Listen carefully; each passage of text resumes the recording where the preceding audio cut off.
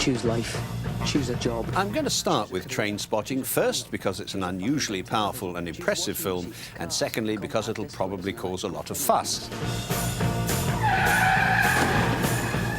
I think it's a great tragedy that young people are going to be flocking to see this film. Young people may be influenced to experiment with hard drugs. Choose fixed interest mortgage repayments.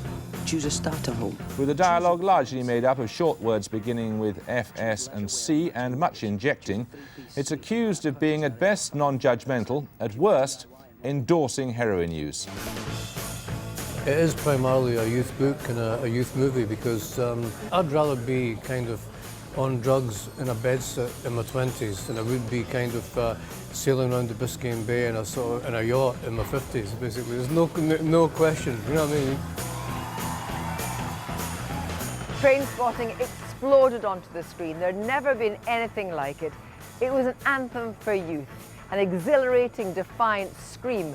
It was about friendship and belonging, pain and loss, laced with the blackest of humour. And it was about surviving against the odds.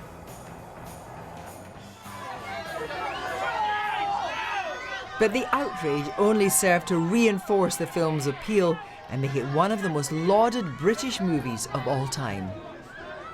The novel became this kind of classic, kind of great backpack novel that young people who were touring the world wanted to own and have.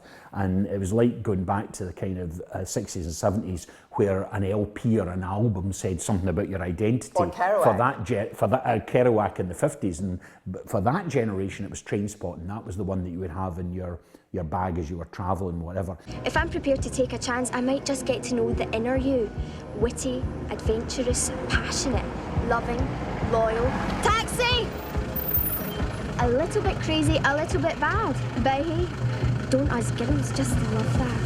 It came along at the exact right time. It's like Clockwork Orange or, you know, I think every generation has its music and has its movie.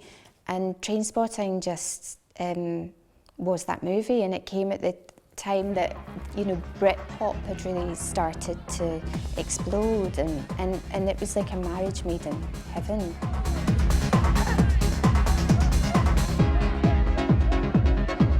The other thing that can't be separated from the screenplay or the acting in Trainspotting is the soundtrack. It was such a banging soundtrack for that film.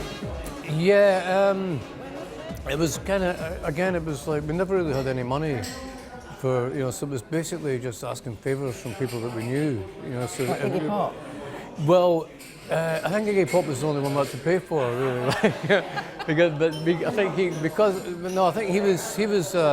I think he was very pleased to be mentioned in the book and referenced in it, and he really liked the book, so he kind of, he was quite favourable to helping us out as well, you know.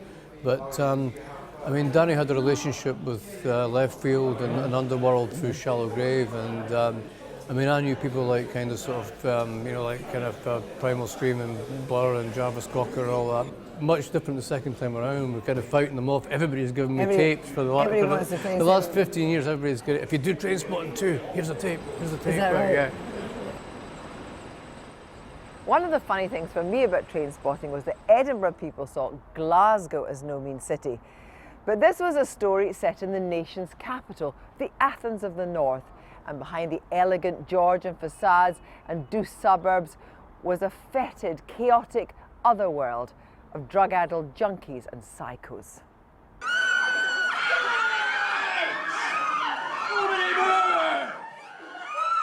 Lassie got glassed and no cunt leaves here till we find out what cunt did it. Who the fuck are you? Yeah! The one that really kind of resonated for me was the character that became Begbie, because every Scottish working class housing scheme has a sociopath that you're more scared of than the enemy. You know, you go to away games at the football and things like that, you think, I'm more scared of the guy that's with us on the train than the guys we're going to meet when we get off the train. There was two parallel kind of Edinburghs, really. You know, there was Edinburgh that it was about the festival, and it was about the kind of Scotsman and Evening News, and about kind of there was a block drain in Morningside and all that kind of stuff, and the Dutch elm disease is going to just transform Princes Street, and how horrible this is, like, you know. Whereas, and you had this massive HIV epidemic in the schemes and down here, and you know, an explosion in heroin, which was all to do with kind of mass unemployment, and basically people who worked in traditional industries no longer having anything to do, you know. So the drugs came in and they won by default, basically, because there is nothing else. You're in a world that's stuffed full of educational opportunities, travel opportunities, cultural opportunities, economic opportunities. If you're going to take something like heroin, you're going to flirt with it, it's not going to be a serious thing. But if you're going to take something like heroin, you've not got any of these things, and it's, you know, there's nothing else to go to, there's no plan B, there's nothing else to jump off to, then you're going to be stuck with that relationship for a long time. It's probably not as consequential to have a heroin habit now. There's so many ways of treating it now that you know, there wasn't back then. Hello, Mark. 20 years on. So what have you been up to for 20 years? Sick Boy, Begbie, Renton and Spud are back, and it's not looking good for Spud. You are the kind of the emotional heart of this film.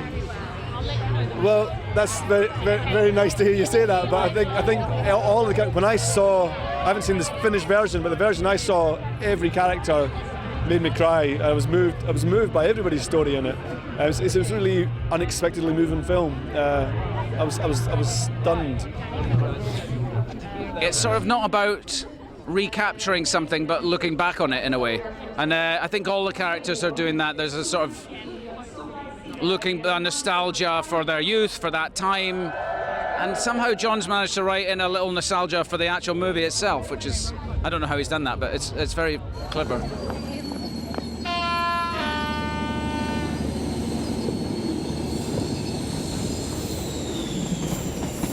Now what? We'll go for a walk. What? A walk? Some people hate the English, I don't. They're just wankers. We, on the other hand, are colonised by wankers.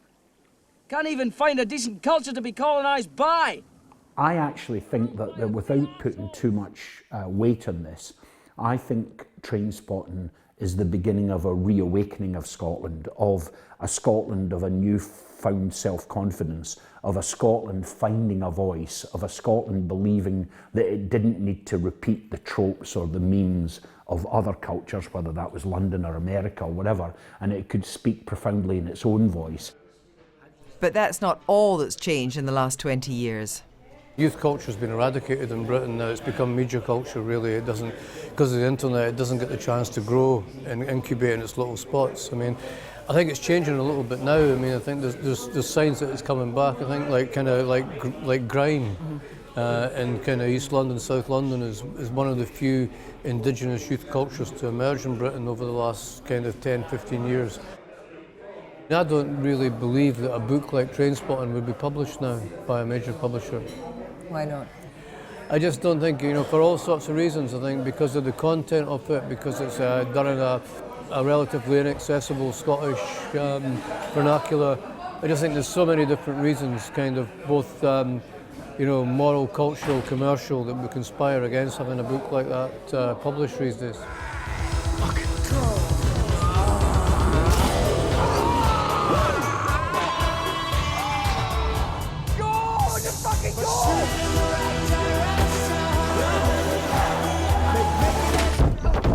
For the millions who loved the book and then the film and who spent 20 years waiting to find out what happened to them all, thank it was.